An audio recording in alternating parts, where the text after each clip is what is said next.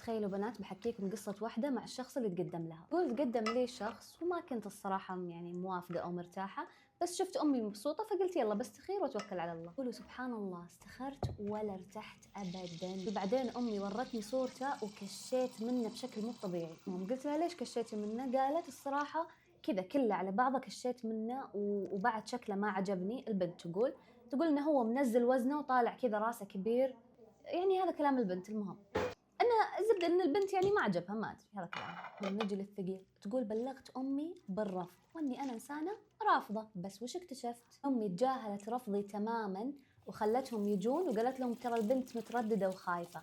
ليش عاجب امي؟ لانهم اثرياء. تقول والعجيب بالموضوع ان حنا بعد اثرياء. تقول وقت الاستخاره كان رمضان وكنت كل يوم اتهجد واصلي وادعي ان الله يوضح لي الحقيقه، وفعلا سبحان الله حلمت بحلم.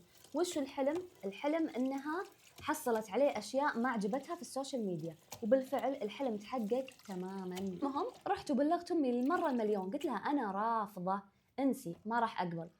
هي تبي تضيف هذه المعلومه علشان تعرفون. تقول امي مضطربه نفسيا، يعني مريضه نفسيا الله يشفيها، تحتاج علاج، عندها اضطراب شخصيه، دائما نحاول فيها انها تعالج بس هي تسفهنا. تقول انا يعني اعرف ان امي مريضه بس ما عرفت ان امي فعلا عندها اضطراب في الشخصيه لين جت سالفه خطبتي. قالت لي ما في شيء اسمه ترفضين كذا، اعطيني اسباب. تقول انا قمت اعطيتها كل الاسباب اللي انا برفضها عشانك. فقامت قالت لي عادي، هو بيعقل وبيستقر وبيتزوج ومن ذا الكلام. بس الصدمه مو هنا، الصدمة إنها لقت أمها مكلمته هو براسه وتقول له ترى بنتي غيورة وإن أنت مسوي كذا كذا. وقامت تكلم الرجال، يعني هو حط السالفة يعني براس أخوه. قال لا مو أنا، مو حسابي، ما أعرف إيش أصلا. هو الغلط، الأم راحت كلمته هو ليه؟ يعني لسه ما صار شيء، مالكم بالطويلة. المهم طبعا هو انجن على سالفة انه بنتي غيورة وانه واو تغار علي وانا لسه ما تزوجتها، كيف بعدين ايش بتسوي؟ فهو خلاص اعجبت السالفة. امها ما زالت تصر عليها انها توافق على هذا الرجال. تقوم تقول اني انا كثفت بحث حوله وحوالينا واكتشفت انه ما يناسبني لو بيملالي الدنيا ذهب. ايش ما اقدر بقرا لكم هذه السالفة. تقول وبيوم لقيت امي لابسه نظارة قراءة وتطالع بجوالها تبوسم ومستحي. تقول شفت انعكاس صورته على نظارتها.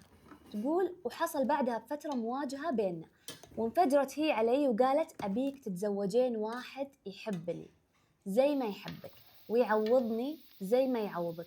تقول هنا أنا والله أني أخذت كف على وجهي من هول الصدمة، واكتشفت أنها أصلا بنت علاقة معاه. ومو بس كذا، سواليف طويلة ما لها حد آخر الليل، يعني الساعة 3-4 الفجر كذا. تقول أمي متشددة دينيا، حنا متشددين يعني، وهم بعد نفسهم هذه العائلة برضو متشددين دينيا.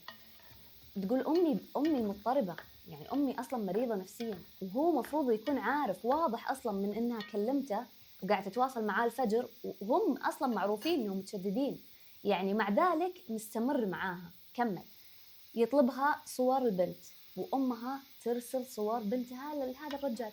تقول والغريب روابي ما أرسلت صوري وأنا محتشبة، مرسلة صوري وأنا بفساتين ضيقة وبملابس يعني لسه ما صار زوجي ولا ملك علي. تقول أنا جنيت، أنا عرفت إن أمي فعلا مريضة. تقول أنا عرفت